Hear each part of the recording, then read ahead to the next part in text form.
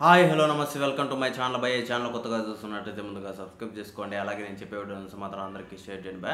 అయితే ఈరోజు మన టాపిక్ వచ్చేసి మన మిరాయి సినిమా రివ్యూ భయ. నిజానికి సినిమా అయితే ఒక పీక్స్లో ఉంది అని చెప్పచ్చు.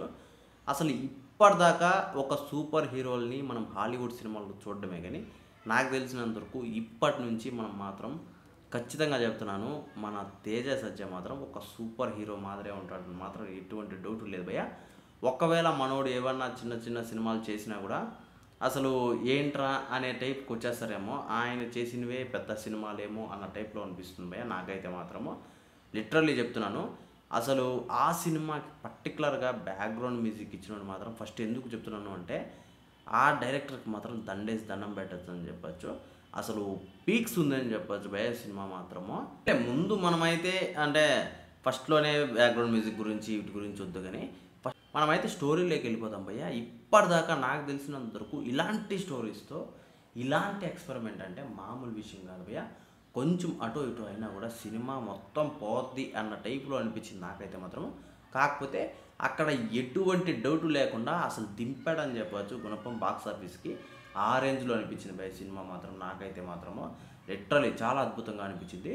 ఇంకోటి వచ్చేసి కొన్ని క్యారెక్టర్లు అయితే ఇంకా సినిమాకి చాలా పెద్ద ప్లస్ అని చెప్పచ్చు. మన తేజ సజ్జ ఎంత ప్లస్ దానికి మెయిన్ ఇంకా దాని చుట్టూ తిరిగే క్యారెక్టర్లు అయితే ఇంకా భారీగా ఉన్నారని చెప్పచ్చు. మన శ్రేయ గారు కావచ్చు, మన మంచు మనోజ్ గారు కావచ్చు, అసలు ఏ క్యారెక్టర్ అయినా కానీ వేరే లెవెల్లో చూపించారని చెప్పచ్చు బాయ్. ఇంకోటి వచ్చేసి పర్టికులర్గా ఈ సినిమాలో చాలామంది చెప్పుకుంటూ వస్తున్న విషయం ఏంటంటే మళ్ళీ దేవుడి మీద తీశాడు అది ఇది అని చెప్పేసి చెప్పుకుంటూ వచ్చారు. కాకపోతే ఇక్కడ నేను ఒక్కటి మాత్రం చెప్తా భయ్య, అది శ్రీరాముడు వచ్చే సీన్ ఉంటుంది. మీరు ఇప్పటిదాకా అంటే మనం హనుమాన్ సినిమాలో చూసింది జస్ట్ ట్రైల్ మాత్రమే అనిపించింది నాకైతే మాత్రము. ఆ సీన్తో అసలు థియేటర్ మొత్తం బ్లాస్ట్ అయిపోతుందని చెప్పచ్చు భయ్య.